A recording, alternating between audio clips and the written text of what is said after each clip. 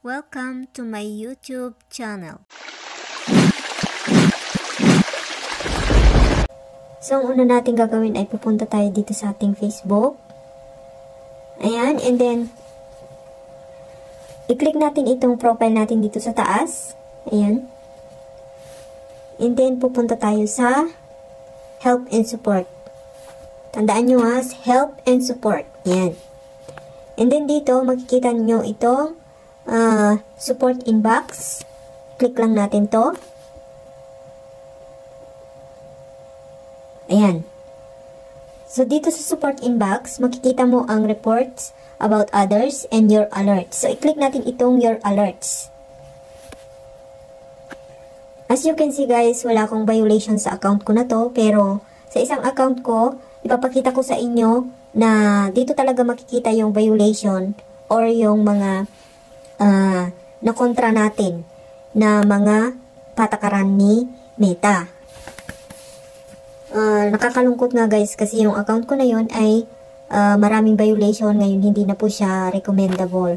So punta tayo sa isa kong account para ipapakita ko sa inyo na ito talaga ay makikita mo ang iyong mga violation sa support inbox.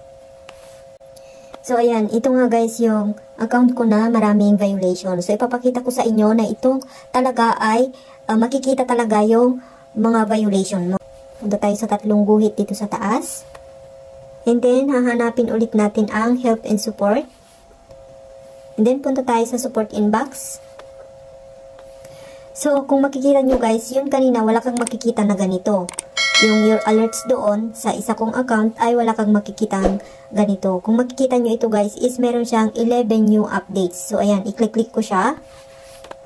Ayan, ito yung mga violations sa account ko na to guys. Tignan nyo, ang dami-dami talaga oh. Ayan. Kaya itong account ko na ito ay hindi na siya recommendable dahil sa dami ng violation or ng copyright na nagawa ko sa account ko na to. Ipapakita ko sa inyo guys na hindi na nga ito recommendable. Nakakasad nga po kasi wala na yung pinaghirapan.